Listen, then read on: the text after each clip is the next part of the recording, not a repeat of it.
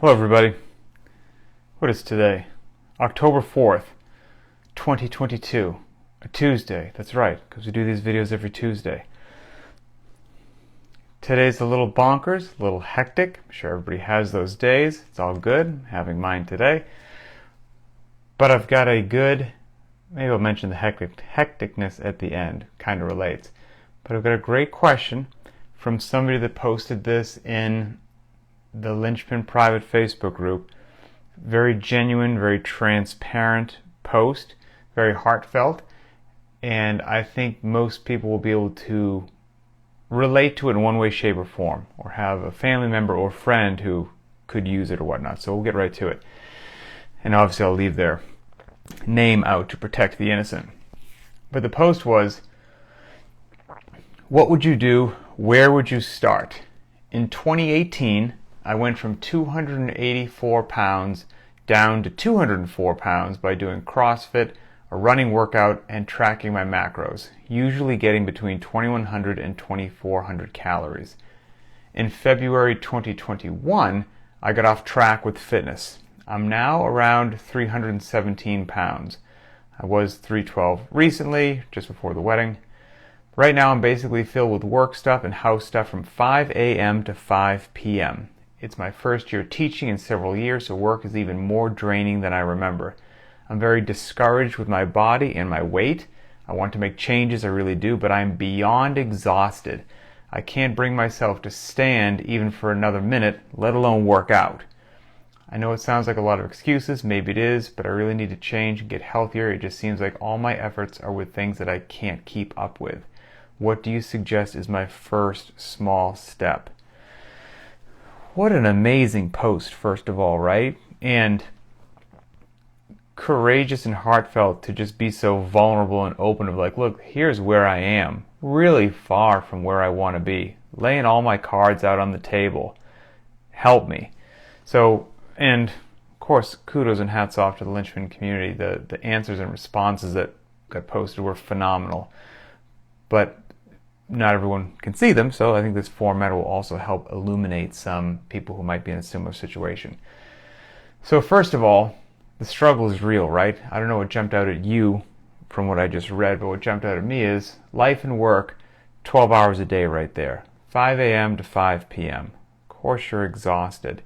And then I'm sure once you get home at 5 p.m., you just want to just relax. Last thing you want to do is go hit a workout. And teaching is a rough gig. I don't think teachers get the respect and credit they deserve. It's a rough gig and it's stressful. My wife would do substitute teaching every now and then, and so I'd hear about that, and we befriended some teachers and heard about their daily struggles and what they put up with, and they put up with a lot, let me tell you that. Let me also just tell you that your child's probably not as well behaved in the classroom as you think that they are. Anyway, I digress. My own included. I'll put myself in there as well. But the crux of what this post was about, it's really important. And let's not downplay how important it actually is. In my opinion, we're not just talking about improving this person's quality of life. It's actually their lifespan. I mean, let's be real for a moment, have a really honest and open conversation. You don't see a lot of people who are north of 300 pounds and 90 years old. You just don't.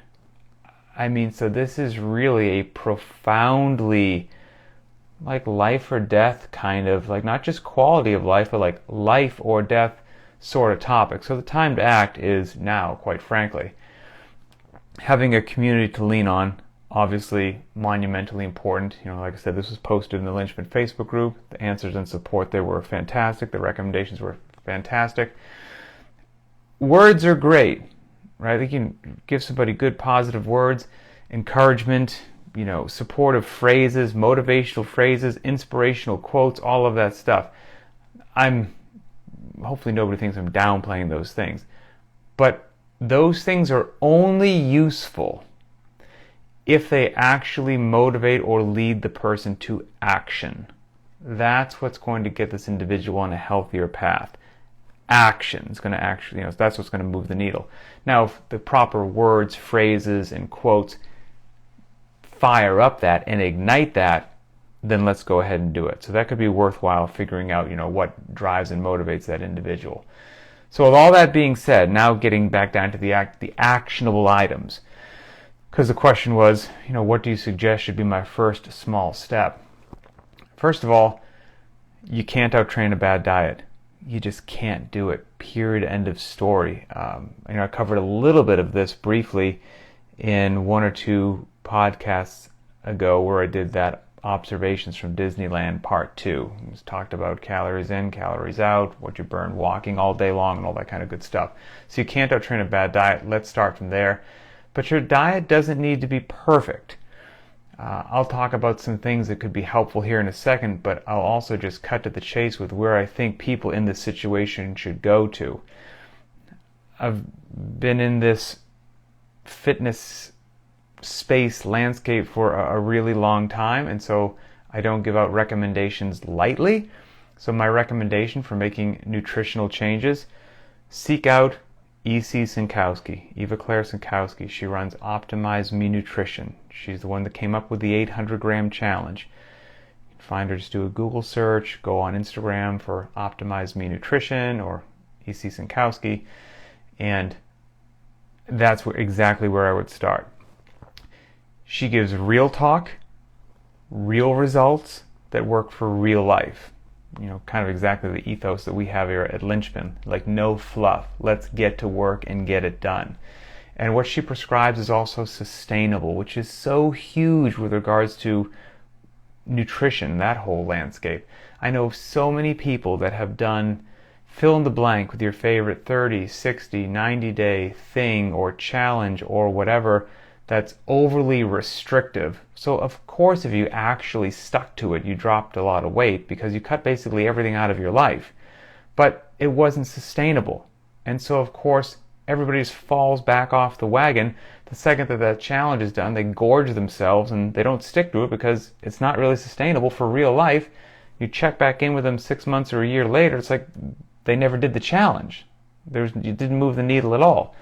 I'm personally not a big fan of that. I'm a big fan of things that actually you can do and do well for the rest of your life. So I would seek out Optimize Me Nutrition with EC. And in today's world, I have to say this too. I get nothing for recommending that. I don't get a kickback. I don't get a split. I don't have a discount code. I don't get any revenue. Zilch. Zero association. I recommend it because I truly believe it is the best thing out there, and I want to help everybody get on the best path as far as I'm concerned. So now getting back to some actionable steps, as was in the question there. Let's say you take a really honest assessment of your diet, because again, that's where we're going to start, because you can't outtrain a bad diet. And there's,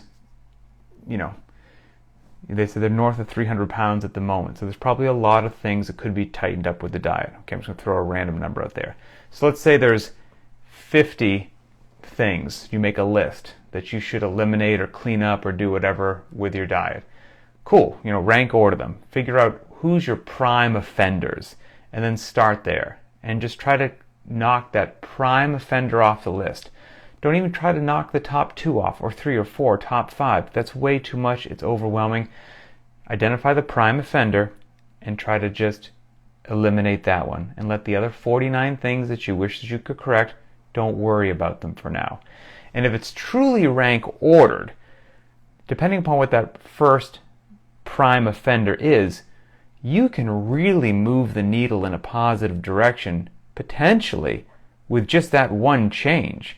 So let's say, I haven't spoken to this person directly about this, but let's say that you happen to drink sugary drinks. You drink soda, you drink energy drinks, you get sugary drinks from Starbucks. That's the prime offender. You just remove those sugary drinks.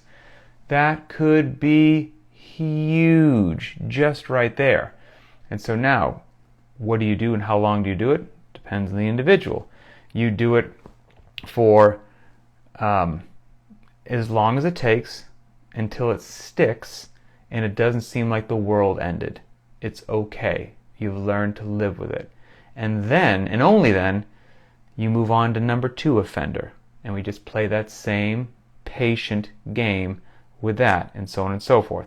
Oh, Milltown Athletics, I see you. Can somebody repeat the name of the person that I was just discussing? E.C. Sinkowski. Heck of a last name. Sinkowski. And the name of her company is Optimize Me Nutrition. You can find that. So that's what I would do. The prime offender, then number 2, then number 3. Just take your time, and you get through the top 3 offenders. If you really identify the top 3 offenders, that's a mountain of difference that you will probably feel. And if you did it on your own timeline, ideally it's going to be sustainable. But again, EC will give you far better, more useful information than me, but that's just off the cuff. And so now, that's on the nutritional front. Let's talk about, and we haven't even talked about improving the quality of the diet, things of that nature. It's just prime offenders at this point in time, getting rid of the prime offenders. All right, so now let's talk about fitness. Because like I said, you can't out-train a bad diet, so we've got to get that tuned in first. Got to. So now if that's in progress, let's start moving our body in a good manner as well. Again, going back to real life. Real life, as they said, it's 5 a.m. to 5 p.m. with work and life. Exhausted, just done by the end of the day. Can't even barely stand, let alone think about doing a workout. Gotcha. Now also, hopefully when you make some tweaks to the nutrition, it might help you feel a little bit better. It's not going to be like you've got a magic rocket booster on your back, but hopefully when you get home from work, you feel a little bit better. Maybe even 7% more motivated to try to do something, right? We're moving in the right direction. And so, in this individual's case, where they're just right now don't even feel like doing anything, there's the ideal thing that they could do, and then there's real life, okay? Ideal would be, you're going to do, we post the Linchpin workout of the day, and you're going to do the full warm-up, and you're going to have all the time that you need to do it and all that stuff. It doesn't sound like that's where they are right now. It's all good. Who cares, right? Let's do something that's real and will work. This is with just a little thought, but with a little more thought, you could make something easy to do, doesn't take a lot of time, is infinitely scalable, and you can almost just walk home and just start doing it with like no warm-up. That's going to be a huge thing. So let's say Monday, just for 5 minutes, you're going to do sit-to-stands from a chair. Get yourself a chair, this person comes home, and for 5 minutes, at just a slow pace, hands on your knees, hands not on your knees. I don't care. Use the armrests of the chair to get up, or don't use them. I don't care. Maybe you start off with hands on the knees or hands on the armrest, and then a month later you don't need it, right? Like we can actually, there's modifications there. Doesn't need to be constant movement for 5 minutes. Take the breaks that you need, but just for 5 minutes, you're just going to go from a seated position, and then you're going to stand up. And go from a seated position and stand up, and just write down how many you get. I don't even care if you break a sweat. We have to start somewhere. All that requires is a chair. And if 5 minutes is too much, start with 2 minutes. Start with 1 minute. Start with wherever is the appropriate place to start. But start, right? It's the action. We have to get to action. That's what's going to help somebody out. And if, to maybe the uninitiated home, thinking about this, you're like, a few minutes of going from yes, I get it, there's squats, but going from a seated to a standing position in a chair, that doesn't seem like too much. Remember, this person, every time they do a squat, they go from a seated to a standing position. That's a 317-pound squat. Every single time they go from a seated to a standing position. How many of those would you need to do before it became taxing? Probably not too many. So again, certainly no need to be continuous movement. Rest as you need to, hang out, chill, and just see what you get in 5 minutes. Maybe you get 5. You got to start somewhere, and you just see where it is, and you build from there. Maybe Tuesday we do something for the upper body, right? Depending upon what makes sense. Could be push-ups against the wall. Could be, wall or elevated push-ups. For some midline work, maybe you can just lay down on your back and just try to keep your heels off the ground for a set period of time, right? We're not going to be doing sit-ups and V-ups and toes to bar and things like that, but there are things that we're going to be able to do that will be beneficial and will help things out. And maybe you could just make a little AMRAP out of that, right? X number of wall push-ups, certain number of seconds you keep your heels off the ground in like a leg lift kind of a thing.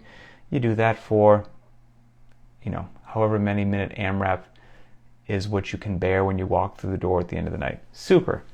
Maybe you come home on Wednesday. And on Wednesday, if you've got a little, you're working out at home, so you've got a light pair of dumbbells or kettlebells or something that you can kind of grab and just do light deadlifts with. You do X number of deadlifts, you set them down, you walk up a flight of stairs, you walk down a flight of stairs. You do X number of deadlifts, you walk up a flight of stairs, you walk down a flight of stairs. And again, you do that for a set period of time, and you just see how far you go. And that's that. And again, to the uninitiated, if it doesn't sound like too much, remember, with every step up that flight of stairs, this individual is moving over 300 pounds.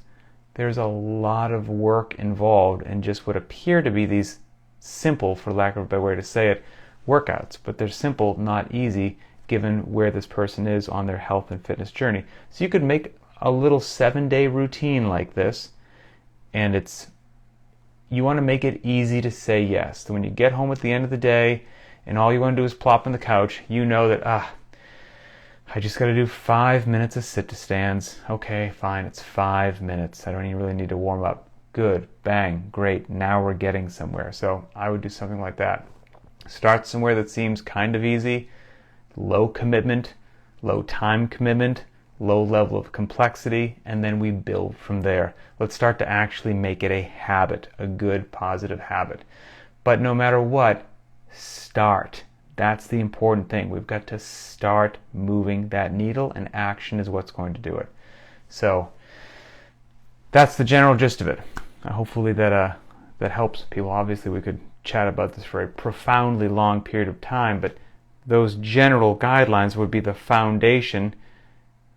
Hopefully, that doesn't seem to be overwhelming to the individual to start that fire to then move forward. That's kind of what we're going for. So that's that. And everyone is at some place different, right? Today's been a weird, crazy, hectic day. As soon as this video, Tuesdays to do the video. Would have worked out really well if today wasn't the day to do the video because time has been crunched.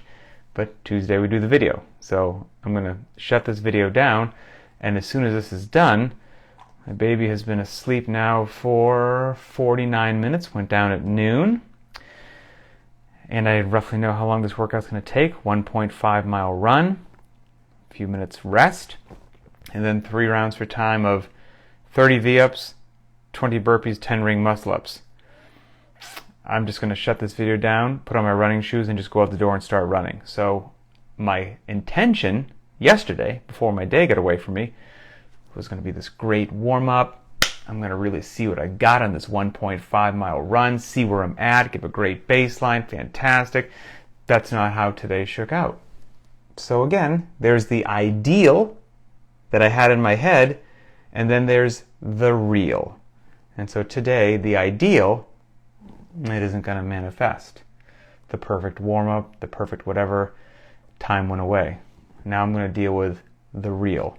So I'm just going to jog for 1.5 miles, and then I'm going to come in, and I'm going to do that V-up, burpee, ring muscle-up deal, and I'm probably not going to be properly warmed up for the ring muscle-ups. So I think what I'll do is, on round number 1, they're all going to be low ring muscle-ups. And on round number 1, for that set of 10, I'm going to use a ton of leg, a huge amount of leg, and just use that first round to warm up the upper body. And then in round 2, I'll use a little bit less leg, but I'll still be using plenty. And then finally in round 3, I'll use the bare minimum amount of leg and try to make them as tough as I can. And you know what?